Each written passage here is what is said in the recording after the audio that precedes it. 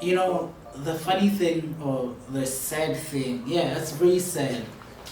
Thing is that as far as we've come as creatives in our country, our stories aren't told. Like I've known about Lois' rapping career since he was yay high. You know about Simang Mang, Justin Bieber. You know of his story. He's been playing the guitar on the streets for as long as he did before he became big, and people were telling those stories. No one tells our stories, and I say this because I've known Masego for a very long time. Like I've known her, and I say this in the conversation, I've known her for a very long time, and it also says to me how far we've come as creatives. When I say we, it's myself and everyone who started at around the same time that I did. We don't have storytellers, and having a conversation with a storyteller is very interesting. Her name is Masego Mohwasa. Enjoy the conversation. I think I've had a couple of guests who've been nervous throughout the production or behind the scenes. Today, as much as I think I came prepared, I'm the one with the nerves. Really? For real. Don't be. No. And it's only because I respect you. Thank you. Like a whole lot. Thank you. Especially in the field of film. I've known you at least half of my life. What? Yeah. That makes me feel so old. But we're really not, right? Okay. Because we've known each other, or at least I've known about you since like come up days. When was that? Like You're gonna have to give me probably a year. like maybe before like round about between 09 and 2013. I was in high school in 09. Exactly. And you know about me, damn, like if I peel off. No, it's not even that. Yeah. But so it's like I've always seen you from a distance because Gabs, right? But who is Masego? Like Nothing bad, I hope. No, Okay. I don't think so. No. Okay. No. Yeah. So who's Masego Mohwasa? I don't know if it's formerly known as WASGOODCHICHI or is it still WASGOODCHICHI? Yeah. Okay. Yeah, it's WASGOODCHICHI. Okay, are we still that brand? I'm both. Okay. That's nice. I think I try to be as authentic as possible. I try not to, a lot of the times when you're figuring yourself out or when you're actualizing, you're kind of told to pick or choose what's gonna work for you in life and just do that. Especially more for women, because guys can just be anything and it'll be fine. But for me, I just decided I'm not gonna do that. I decided I'm just gonna be, I guess, in a way, one of the guys and just like be all of who I am and not just choose one person. Like you're told, if you do film and if you're creative, you can't do corporate. If you do corporate, you can't do this. If you like shaking your ass, you can't be in the boardroom and things like that. And I try to be all of those things. So now WASGOODCHICHI has just kind of become a sort of, it's a part of who I am. It's the fun, I don't want to say Gabs girl because it has such a negative connotation. I hear you say also, I'm not from Gabs. I didn't grow up in Gabs. I grew up in Pikwe. Let me say a city girl. WASGOODCHICHI is the city girl. And then I guess Masego Mohwasa is, whoever I guess I end up deciding to be is the working girl. Yeah, and I guess even in personal spaces, Masego Mohwasa. But yeah, Masego Mohwasa. Okay, which is crazy, ne? Because for me, I quit the corporate life. Like, it wasn't for me, and I always known it wasn't for me, and I always knew I was gonna be this guy that does all these weird, crazy things, which is like interesting. Because I was telling the other lady last time, as much as I'm a creative, I need to also understand what other creatives creative differently from how I create, right? Yeah. So that being corporate and being WASGOODCHI, where do you draw the line? Is there a line that you draw? Nope. So are you saying hard level good morning show on BTV in the morning? I'm gonna see WASGOODCHI and I'm also gonna feel Masego at the same time. See, that's something that I want to remove from like identity. can be all encompassing. True. Right? I understand If that. any room that you walk into, you bring a different version of yourself. Facts. Whatever the room seeks of you, you can bring that. Facts. You know what I mean? And if I believe that I have what it takes to occupy this room and give it what it wants, and occupy the next room and give it what it wants, I'm not changing. I know. All those things I know what are you a mean. part of who I am. You know what I mean? But in the same breath, there's rooms that I cannot walk into because I don't have anything to offer in those rooms. You know what I mean? So I'm very mindful of that. That I don't. If I ever walk into a room and I feel like I have nothing to offer here, I don't try to force things. But in the rooms that I feel like there's something I can contribute here, I do contribute. So if you see me on the morning show, I'm contributing what the morning show requires, and I just happen to possess that. If you see me in a certain kind of boardroom, it's because I possess something that space wants, and I just happen to have it. That's very interesting. Yeah. Because there's people out there who believe or who think that you switch off your creative side and you switch off your persona, if I so to speak. I mean, in the music industry, guys go with different names. People would then assume how wrong in the music space, you stop being that person and you become somebody totally different. Is it, from what you're saying, it's not the same with you? It's not what people think? You are just you, and you is different yous. No, I mean, it's all, exactly. Yeah. It's just one of those things where I think we just need to change our perception of it so that we don't put pressure on each other and stuff to like perform and act. Even the Bible says, I'm Christian by the way, the Bible says for everything there's a reason, for everything there's a season, right? So you can't go, there's a time and place for every version of you. So it's okay if you are a lawyer and you don't go to work wearing a flat cap. It's okay. You know what I mean? You can go home and take off your tie and change. You're not changing who you are. You're just presenting the person that's expected in that time. Moment. Yeah. Wow. Okay, and then giving us your brief background, you mentioned not being a Gabs girl. When did you come to Gabs? I grew up in Pique for most of my life, at least for most of my childhood. My mom was a magistrate, so we moved around the country a lot. I've lived in Lobatse, Mulapule, Francistown. There's a time my mom lived in Maum, so we also spent quite a bit of time there. So yeah, and Pique. That's where I spent the bulk of my years, from like when I was 8 until I think I was around 16, and then that's when I came to Gabs. It was quite an adjustment still. My numbers aren't off. So 15 years, 16 years ago is when I first discovered you. But go on. Okay. Now I'm like, where'd you go to school?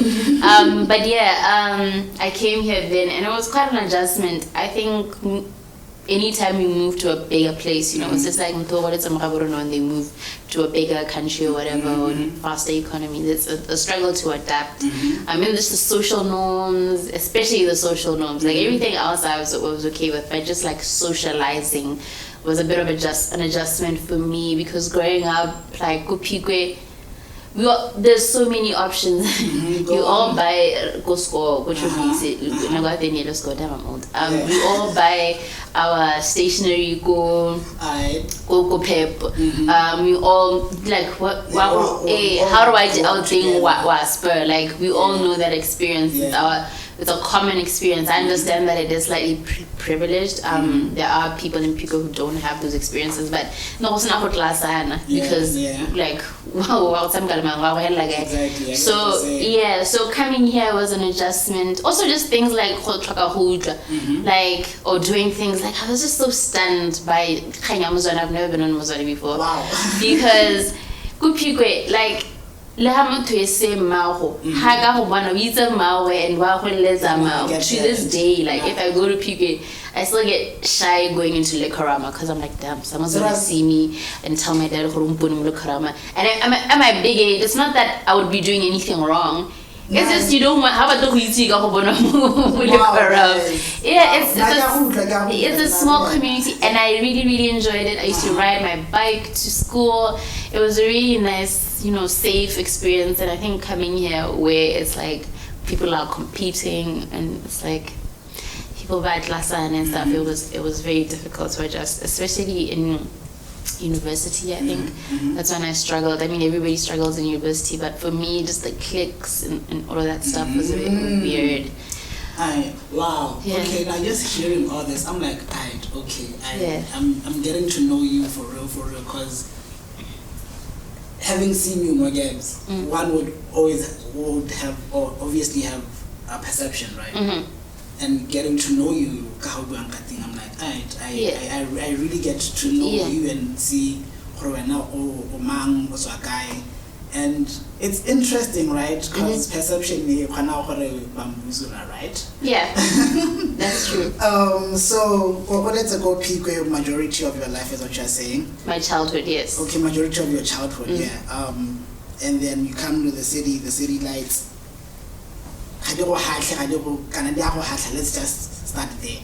Like I said, the biggest struggle was just the social dynamics, the competition of like being the coolest kid, just the bullying, the social. When I say and this is what I mean.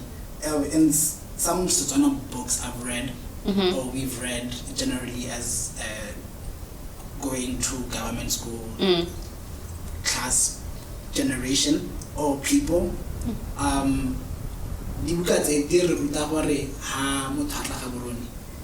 when I say I mean they lose themselves. Yeah.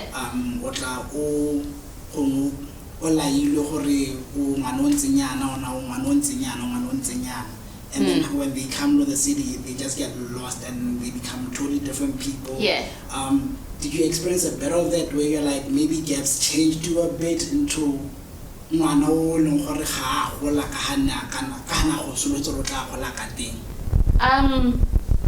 I think I did get lost, but it wasn't because of Gabs. It was just because of my own personal things at home. I think, I mean, I grew up, I spent a lot of my time outside of Gabs, but I always had family in Gabs. So I knew Gabs, right? And also I think I have the privilege of the fact that I come from a background that's colorful. There's people who have money, there's people who don't have as much. I mean, even in my own family, our unit, there's times when, my parents were super well off, and there's times when it's been hard and stuff. So when it comes to, which is what a lot of the social dynamics in Gabs are based on, this economic, the coolness is always like, all of that stuff.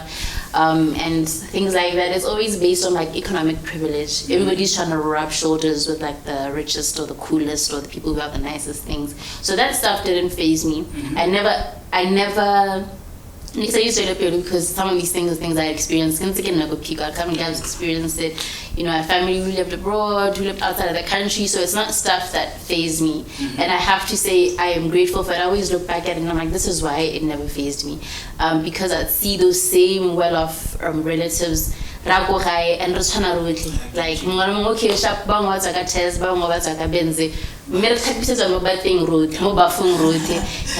it doesn't make a difference. So for me, I had that opportunity. Those things are not an issue. So no, that's not what threw me off. I think for me it was like just around 22, 23. I think it was just a stage. I was a rebellious kid. You come from a family that has issues. My parents were divorced when I was young, and just from that, things were born that had absolutely nothing to do with Gabs. I totally get it. Yeah. And then, because you said 22, 23, right? Which is kind of like, I don't know if I should say. I don't care. You don't care? 2013, 2014, somewhere there. Yeah, I was going to say that. Yeah. Between that time and... No, actually, no. Damn. Now it's on 33, 34. It was like 8 years ago. 6 years ago. Right? And this is also... So...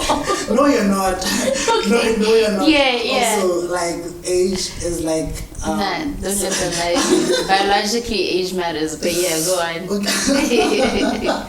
Wow. I was going to say, you're 23, 24, 25, 26, right?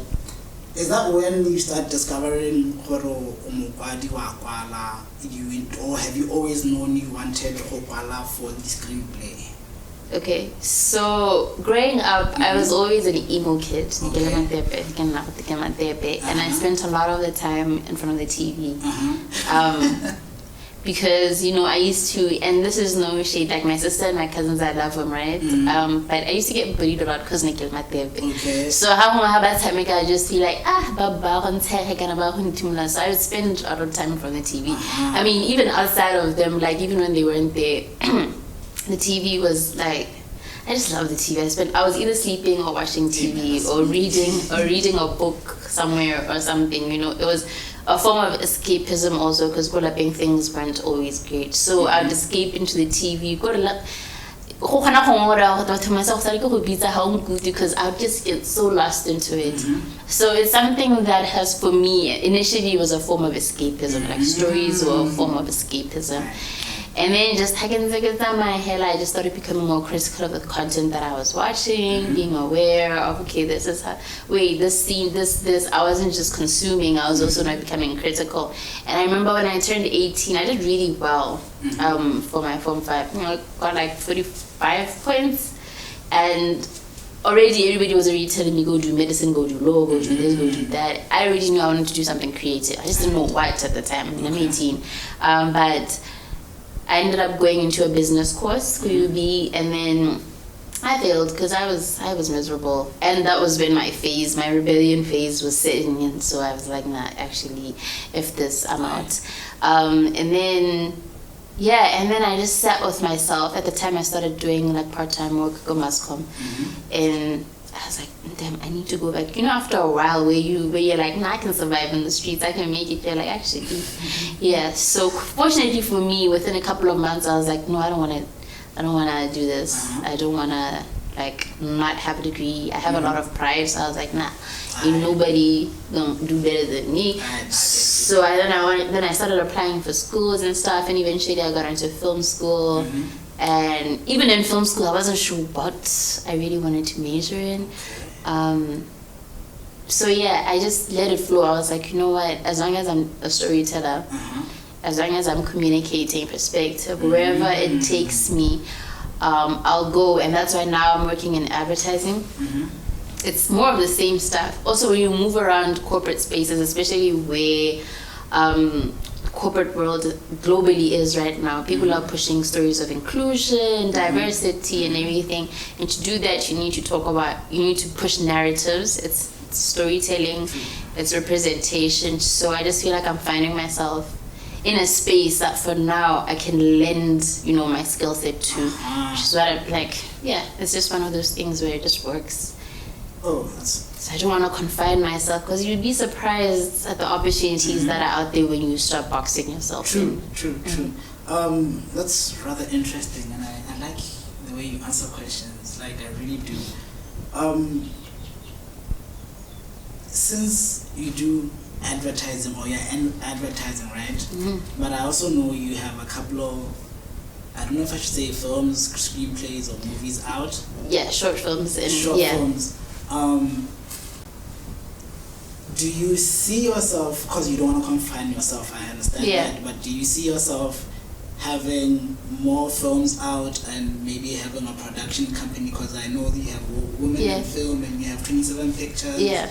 Is it 27 Pictures? Yes, it is. Yeah, you have 27 Pictures. Are those dreams that you have, or are those things that life push you towards? Because sometimes life does that. I still do all of it, right? I still have, I have my 9 to 5 in advertising. I still have the presenting gig at BTV. I still have my production company, and I do work in the Women in Film Guild, Botswana. And these are all things that serve different passions of mine and different purposes that I feel like they're all fulfilling right now, and I don't feel the need to give any one of them up. So I will continue creating content. I do still create content. I just think people sometimes believe that if your content isn't allowed, it doesn't exist. I'm not that kind of person. So the content is there. I do. Sometimes I'm just directing behind the scenes in someone else's production. Sometimes my own production. Sometimes I'm writing and submitting. So I'm always working. I just don't feel the pressure to like be super loud about it. My brain just like, because I do this a lot, like Yeah. my brain just scatters around. Yeah. And I'm like, wow, this is like what Mark Wahlberg does in his interviews. When I listen to him, he does all these things where he learns everything about the business. And then also I'm thinking, wow, even James Gunn is always in all these other productions and all these other things. He puts his music there. And then I'm also thinking, creatives in the country don't do that, ne? Where you do many things within the space that you They actually do. They do? Yeah, I think they actually do. I'll speak on the creatives in Botswana. People do kind of try. It's not even an option. You don't have a choice. You True. have to wear multiple caps. True. So yeah, they actually do in Botswana. Right. Yeah. I'm the biggest defender of creatives. And, sometimes I need to also see it from another perspective, Yeah, right? yeah. Because, hey man, there's only very few that would say, okay, now I make music because I sing and I can get onto TV or can do brand endorsements or I can do this, and the third. Either I'm not seeing a lot of it, but people are doing it, or it's not as big as it should be. I don't think there's a should be. Okay. You know what I mean? I think people should, at the end of the day, do what they want. Like, not everybody wants to do everything, you know what I mean? And that's okay. Yeah, you can do one thing and be good at it, and that's really, that's fine. And then you can have the desire to do more than one thing. That's okay. So it's just because, like, for example, just because I feel like I can move in the corporate space and move in the creative space doesn't mean with our corporate they are wrong. I feel like they have to do both. No, you're fine. Like it's like this theory you have to own your own business. We should all be entrepreneurs. No, we actually shouldn't. True, it's okay to just be in your office, clock in the hours, and you don't have to do more than one thing. I hear what you're saying, and as much as I agree with what you've said, I'm also saying, because I think maybe you might have misheard me. Okay. In the creative space, because I hear what incorporate the I creative in it, but not in the creative space. Yeah. Where people will box themselves in, especially in an economy where one thing won't feed you. Or what I'm saying, why is it that we're not getting a lot of creatives within the creative space explore different things within their creative talents to get, because if you're gonna do this and you're gonna do this legit, it's business at the end of the day. That's true. You gotta get paid. But you shouldn't have to, is what I'm saying. Okay. Even within the creative industry, you shouldn't have to. It shouldn't be like, no, you have to survive. Sharpo, because of it's people are doing it. A lot of people are doing it in spite. Like, it's like, I'm doing this because I have to survive, but they don't really want to. That's like, it's because we don't have a choice, right? Yeah, you shouldn't. It should be a want. Then you should be able to. The unfortunate thing is the condition of our industry, of course. In other countries, that's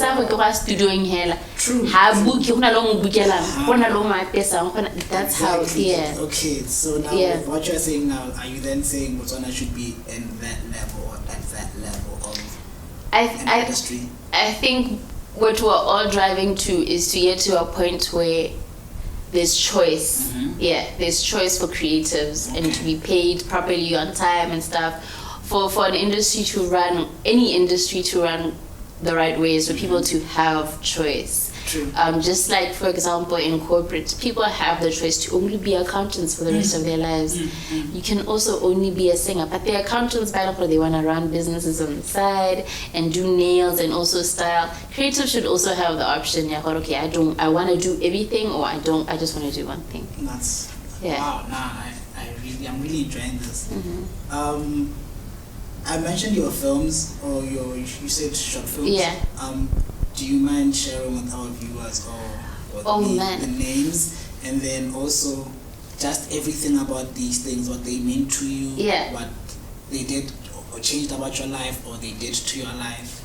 Okay, so I've actually done quite a bit of work, right? The first ever short film that I worked on was for a competition called the 48-Hour Film Project in SA. It was called Gobe. And then we shot another one. The crew shot at Isa Rondle because it wasn't just me. And then we shot another one, and we just started, shooting content for international, for competitions. And then I also did some of my own work called Tanya, where we did a short film called Tanya that went to the Botswana Film Festival, the first one.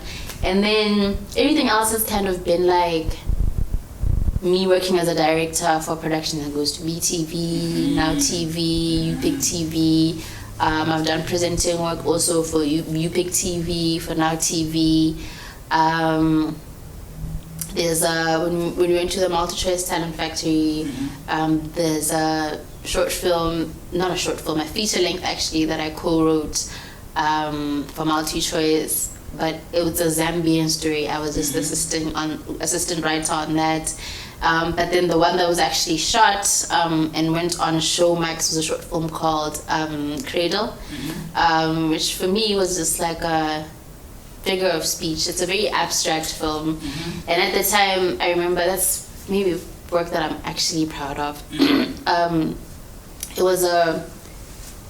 was my life. I like talking about things or pushing my own stories, right? I feel like every time you're being authentic when you're telling a story, someone will always relate, or someone will get the point, or someone will pick up something. But when you start like coming up with fantasies and you're detached from what you're actually writing, just because you want to push a style or you want to push something, you actually lose touch, and nobody ends up understanding what you're talking about. So for me, that film was important because, I mean, we were given a budget, obviously, and okay, you come up with ideas, and I'm like, well, for the first time, I have a budget, it's not coming from my pocket.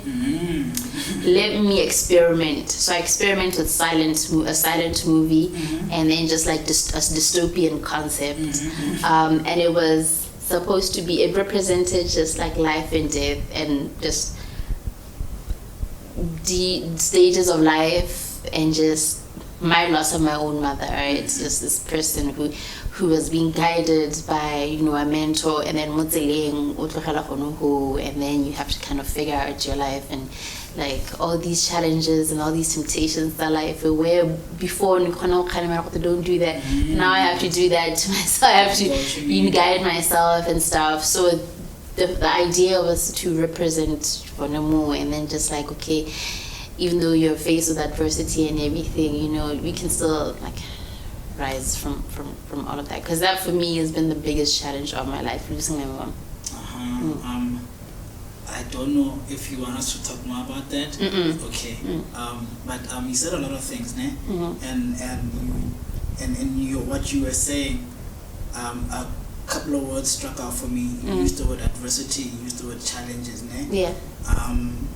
And then also it drew me back to one of your interviews where you said you don't want to glamorize, or you don't want us glamorizing what we do, because there's a lot of challenges, ne? Yeah. But also I'm hearing all these things that you've done, and I'm like, wow, like success, like tick. So for somebody who would be considered as successful as you, like in your own right. Okay.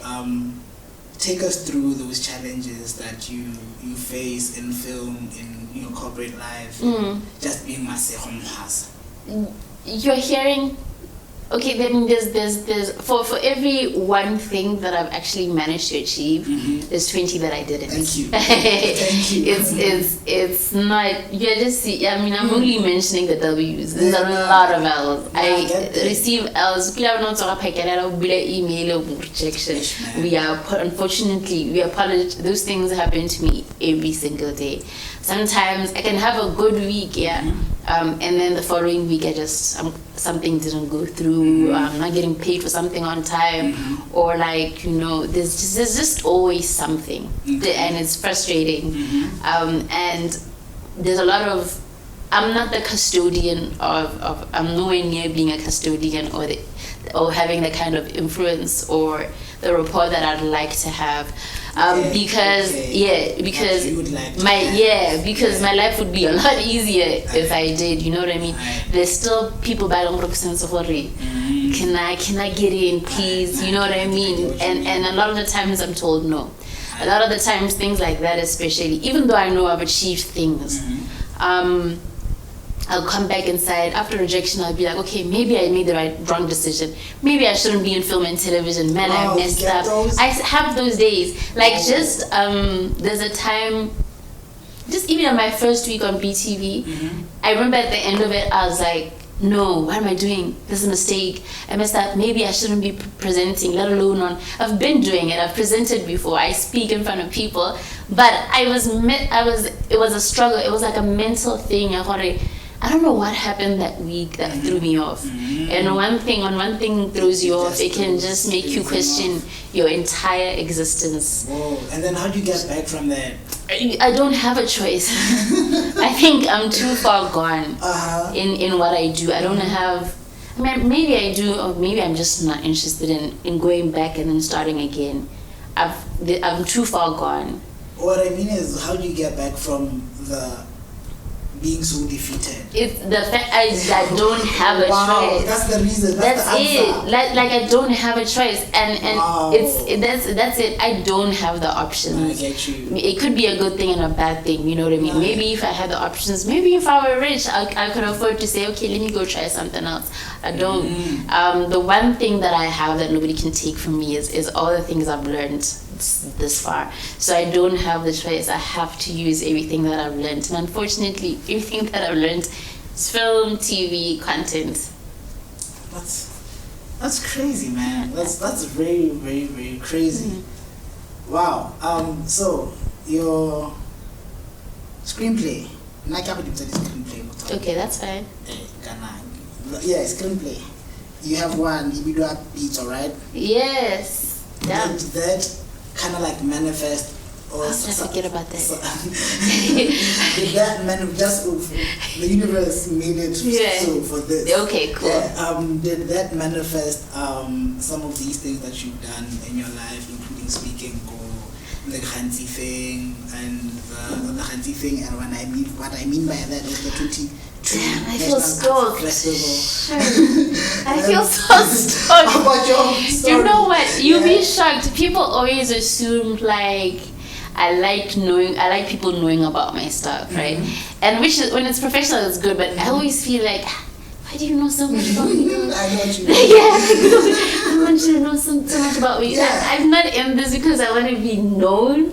It just happens to be something that I actually do love. So every time people say, I'm like, maybe I should post this. I get what you mean. Maybe I should. How do you know my business? You're going to tell me what I did yesterday? Like, it's so scary. But Wow. yes, yeah. So yeah, you spoke at the thing, right? You hosted actually at the 22 National Arts Festival. Yeah. And then you spoke at the World Intellectual Property Day Conference. Yeah. And then the just ended US Africa Business Summit. Yeah. I want to ask about the Business Summit, but before that, did Pizza kind of like put these things into motion? Yeah. No.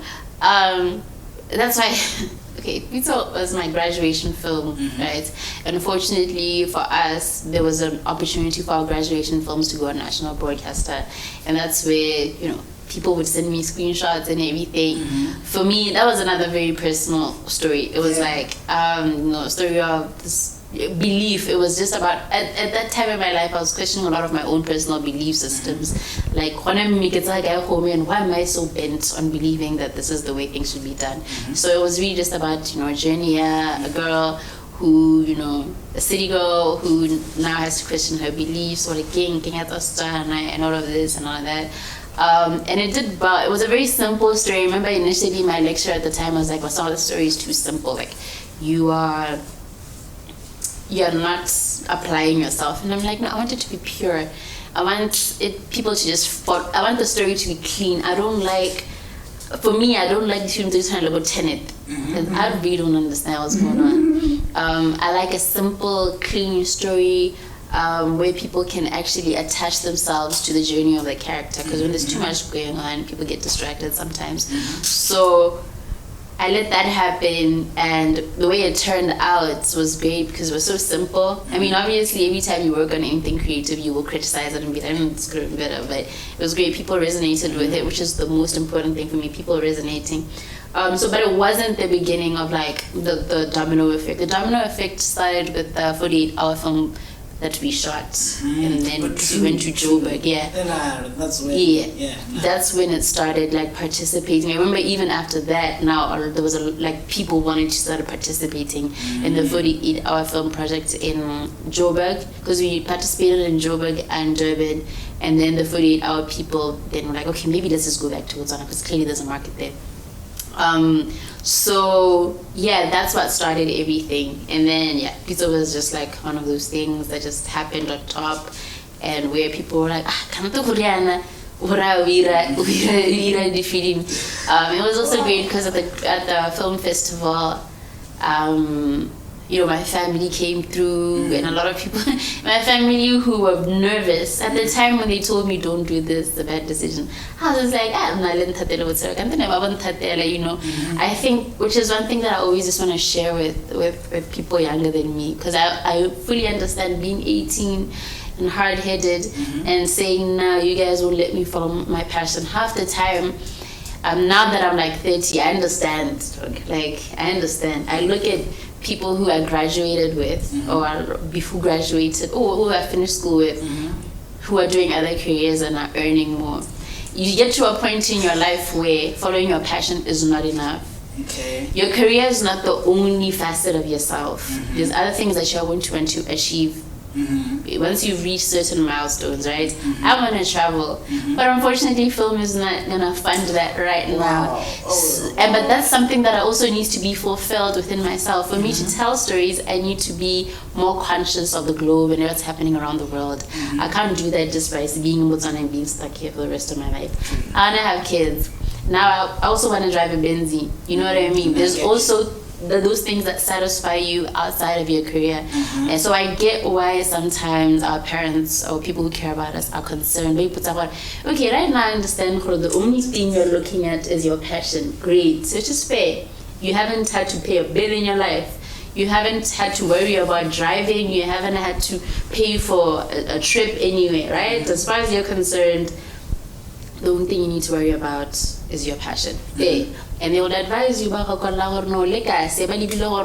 the line, this thing is going to help you achieve everything else. Okay. Yeah, so it's just the truth of life. It's a very painful thing I still struggle with it. I still struggle with the fact that I can't afford a lot of things that people my age can afford. So I just have to be a little more patient with myself. But I know also the kind of person I am. If I ended up a lawyer, I would be very miserable, even if I had the money. This is exactly where I was gonna go. But it has to be, you need to be aware of that. I'm not saying don't follow your passion. I'm saying I don't want to glamour. I don't want to make it seem like passion is the only thing that matters in life. Yeah. So your parents are not saying it from a no, don't do it. They're looking at it from a view. At 18, you really just don't have. It's complicated. No, it's not. But we make it seem so. Hey, man, you just like touched onto things that I really love discussing. Me personally, because survive on passion, because I know like how these people that have all these things that we sometimes want and which we would afford, like you're saying, but miserable unless it's what they really wanted and it's what they're passion. So as much as one Batswana, kare rutwe go lora ditoro tse ditona, because hey man, like now if I'm having this conversation, like it comes back from like before the white dudes came here, right? Kare rutwe gore re khona go lora go ira dilo tse ditona le go ka hetola le hatsi. But since you said you're Christian, I mean, if we are really on this here earth, clearly there is purpose behind. That's true. Yeah, and purpose feels passion. And if we are not then purposefully living and fulfilling our passions, are we then doing what the Lord wants? That's true. Yeah. What's his name? Jonah had a dream for himself, right? And when God told him what he should do, he was like, not me. He went and he did his own thing, right? The way he should go. So the truth is, sometimes we decide for ourselves what we want and we don't listen. Yeah. Okay. So there's that also. There's a reality of the fact that sometimes we're not even listening, we're not even really paying attention to what our purpose is. You decide what your passion is before you figure out what your purpose is. And then you become stubborn and then you don't end up anyway. Let me tell you one thing that made me become a little bit more pragmatic. I was watching Idols. Obviously, he was passionate about singing. And we realized the hell out of wow, I'm good. This is my passion, and I'm gonna do it. Got in front of the thingies, the judges, and terrible singer. Man, no passionate. I get you. So passion is not enough. You need to be able to convert it. Like I said, it feels purpose. Yeah. So Jaja I know my guy. Maybe try something else. You know what I mean? Maybe this and that. And I'm just like, I never want to be that person. I never want to reach a place, a platform, right? And be so in denial that my passion is not my purpose, that I can't figure out how to align with my purpose, which can end up becoming maybe Motoli wasn't necessarily a singer. Maybe you're a public speaker. True. Maybe what's your actual purpose? You're a songwriter. You know what I mean? But you need to be able to relinquish what it is you think you're supposed to do, so that you can. Unless you know it's coming from God. But even that is a journey. God is not gonna tell you a message right now or born when you're supposed to. No, it's a journey. Yeah. I mean, for some people, if you have that experience, yes, but it's not always. So if you're 18 and you're so bent on something, I'm just like, okay, I get it because I've been there, but just think about purpose more than passion. No, I know that. Yeah. I know that for sure. Yeah. I hope that's what you guys call them. Or a purpose. It should be filled by passion and not just passion. No, man. I'm rocking with that for real. Yeah. No. I learned something very, very new today. Bro, like I really, like I'm saying, this is why I was nervous, right? Because nerves always mean for me what it means something's gonna be the thing that it needs to be. Okay. This whole conversation is like giving me different perspectives, not just on you, but life, and then film industry here and there, because clearly, doing what you do and taking all these things, man, it clearly means that there's a future in the film industry for Botswana. I think so. I think so. So when I graduated, and I think a lot of us always just need to start, it actually feeds into what I just spoke about, like purpose. I really just wanted to become a filmmaker. I don't want to do business. I just wanted to shoot. I just wanted to be on set and create stories. But as time went, I realized that as much as I love it and I enjoy it and I feel like I have the skill, right? Maybe that's not my purpose. Maybe it's a skill that I acquired, and these are experiences that I've acquired to move on to the next thing that will lead me to my purpose. I find myself gravitating more towards like policy making and liaising, and just for the film industry, I find myself gravitating towards speaking for people, speaking for what it is I do, more than just doing it. I want to speak on its importance. And I find myself in spaces where I realize constantly, in the corporate spaces that I move in the sometimes semi-political spaces that I move in, it's very there's a gap that needs to be filled. And I always find myself there like, okay, why am I here? I've found myself in those spaces so often that I just end up having to be the person who speaks on it. You know what I mean? And I've gotten used to it like over time. Like, and I'm like, okay, maybe that's what I'm supposed to do. Just like have this voice as far as not just filmmaking, right, but creative, like defining the culture of the creative industry in Botswana, kind of closing the gaps as far as the culture goes. So it's beyond just creating content. It's about storytelling, and not storytelling just on screen, on like the people. Who are the people? What who are the people? Wow, man, that's very, very interesting. Yeah. Now it makes me wonder, is there someone you look up to? No, I don't do that. Wow, at all? First of all, I don't want anybody to use me as a role model in my life, because that's how you end up, people boxing you in, and then they end up disappointed. I get what you mean. If you appreciate what I do as far as film, it's okay. I get that, because then there's people buying what I'm like, you see how that person moved there? I think that was inspiring. But as far as like taking an entire person and holding them to a pedestal, that's very, very dangerous. Because you like how I speak right now when I'm talking about like things I'm passionate about, but the next thing you see me at the club and then you're like, I can't do, I don't want that. I want to be able to live my life, and I want people to be able to live their lives. I mean, there are people with like whose moves I've appreciated here and there, but like I don't like putting pressure. And this is something that I realized very late on in my career, that okay, I'll hold someone to a pedestal and be like, okay, I don't like how they move. Move with your idols, guys.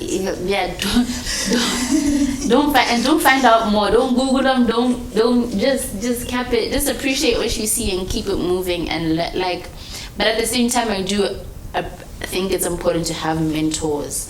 I don't know about role models, but mentors, someone who can at least help you navigate. But with a personal life and other interests of you have to be like them. That's free dope. So I have a couple of questions from LJ, my producer, and this one question that I'm gonna ask you is a question that I've been asking every other guest. Okay. One, your budget okay, 10 grand. And then who does? Yeah. Wait, chill. It's not me, it's LJ. And Okay. then 2, I got my budget. Go on my budget to get 10 grand. And more I got my budget to just go spend. And then you're also getting a 2-way plane ticket. Where are you going? What are you spending on both budgets? Okay. With 10K, I'm not spending anything. I'm not going anywhere, right? I think for me,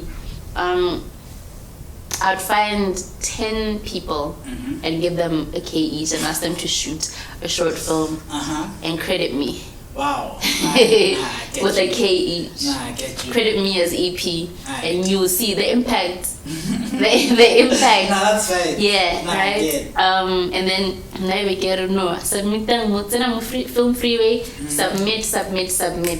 Now I get my credits. Y'all have your short film. Everybody's happy. And now I've put my resume has, because I think there's this thing when you have and use things for yourself, only you move faster. That's actually not.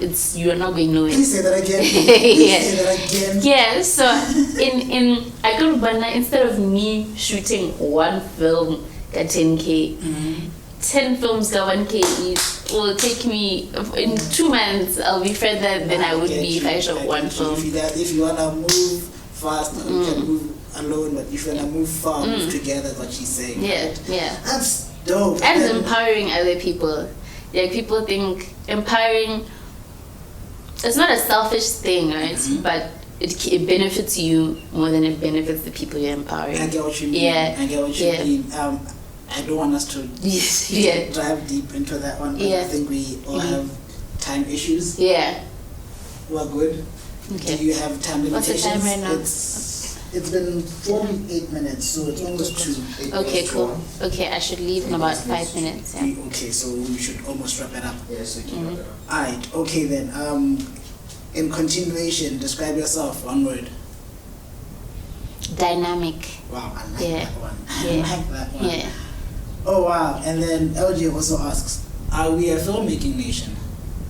We're a storytelling nation. I like that. What's the difference? People think stories are not just on film. Mm-hmm. Just right now, this is a story. True. And Africa, I think Africa as a whole is a story. We're a storytelling nation. There's just so much when you look at our mythology, our folk tales, our just even. You know, when you sit in a room with another Africa, like anywhere, but yeah, so we're storytellers. Mm-hmm. Yeah. That's very interesting. Wow. But conversation in thing. We're a storytelling nation, you said, and then Africa is also a storytelling continent. Yeah. Why don't we see many of our stories being told, or why don't we hear our stories being told? It's a lot of it has to do a lot with our numbers, for sure, and just our culture, like you were saying,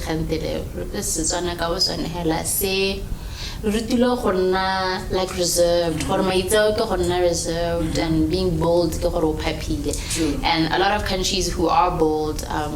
The boldest countries are the ones that I know are the most influential. True. I mean, even if you look at, for example, America, Nigeria, Ghana, Kenya, South Africa even. Although South Africans aren't as bold as some of these other countries, I'll tell you what, but South Africans don't have passports. South Africans don't like to leave South Africa. They just don't like to leave South Africa. But they're great storytellers because within the country alone, there's a lot of different, So I think for us, we're just not bold enough. I think there's a lot of Botswana's story is in the minerals and the resources, like the raw materials and stuff as resources. Humans, the people, are never regarded as an actual resource. Yeah, the people are not an actual resource. There's not enough investment. But like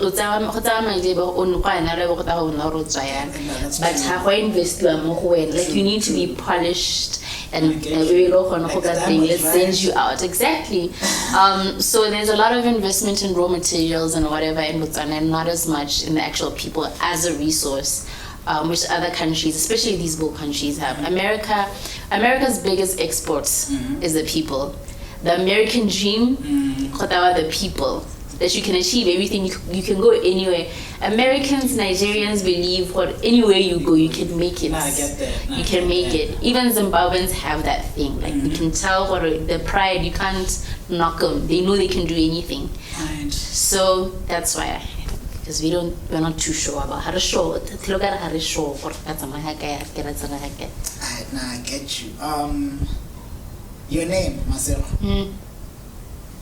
Has that had bearing, because Ina Lebise Roma, right? Has that had bearing in your life? Are you one who is blessed? Do you believe? Are you one of God's faves, as some would say? I'm the kind of person who I get 50 bull. So yeah, it's you guys do that a lot. It's Gifts. It's actually a very painful thing. Like it's like you don't have an option. It's like if you don't do that, when I don't do that, the amount of guilt. For real? I swear to God. If I have something, it's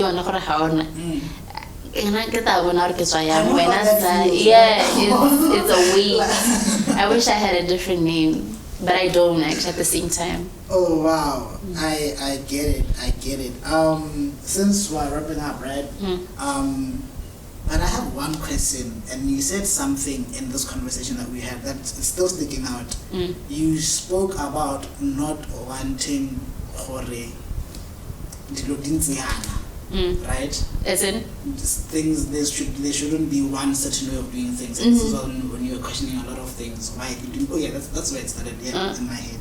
Why when you're questioning a lot of things, and why udumela motuenzo dumela mogotsone, and why dumela right? Okay. These are kind of like rules and stuff, right? Yeah. it goes back to the conversation we had. I had a feeling. Exactly, because I have to have this conversation on air. It goes back to this conversation that we had on social media, which also now reminds me. I kind of like the interactions we've had on social media. There's that one with the main Dilla 267 thing. The flyer. You need to be careful. Next thing I'm going to end up beefing with main Dilla because he thinks you were arguing about him. No, you're talking about the flyer. No. There's the 267 name. When there was, that. Yeah. There was I don't want to get into that. No, I'm not getting into that. The flyer thing. What I'm saying is I've enjoyed our interactions with Twitter. And the main Dilla 267 thing is one of them. And now this thing that we're talking about, the flyers, right? Yeah. You spoke about rules and stuff. And I need to understand what it's coming from. Yeah. So for you to break a rule, you need to understand it first and understand why it's there, right? So for the flyer, I felt it was too busy. There was too much going on. Yeah. At the end of the day, when someone reads something, it's a biological thing. There's a hierarchy of what your eye, and if anything, if your eye, it's like a psychological thing. If your brain feels like it's being overwhelmed, it receives that thing as discomfort. I get that. And it will be like, let me scroll past. There's a lot going on. Yeah, I know that. So that's what it's based on. So if you break the rule, you must understand why it's there. Okay. So if you have different types of fonts, different sizes, and then you're superimposing already something that's busy on a background that's busy again, that's overwhelming, and then it's not harmonious. So if you are going to create something that is not harmonious, there must be a reason. Now, if you want someone to come to an event, and already from the visuals that you're inviting them to come, there's no harmony. Now I know what the flyer was. Exactly. Because now there's no harmony in the flyer. I'm not gonna wanna come because it's already giving me chaotic. So that's what I was talking about. Chaotic is how my brain works. But now you see, you want people to want to come to your event, not to want to.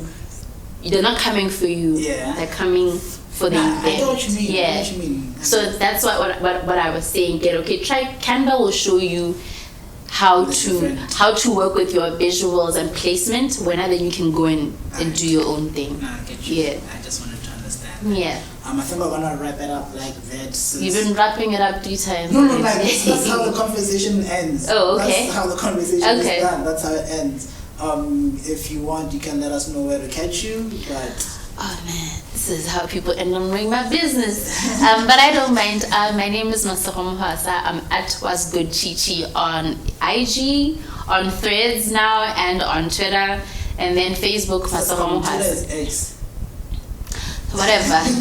On Twitter, whatever. X. I was like, what? And then, on LinkedIn and Facebook, I'm Masego Mohwasa. Alright, now, dope. Shout out to you for pulling up. We appreciate your presence. We appreciate you accepting the invite. And we appreciate what you do. Especially, I appreciate what you do for the film industry of the time. Thank you for having me. Anytime anybody is interested in anything that I have to say, I feel very fortunate because not everybody has platforms as these, and I hope you don't take it for granted that this is a platform. So I feel very grateful all the time. Shout out to you, and that is cut.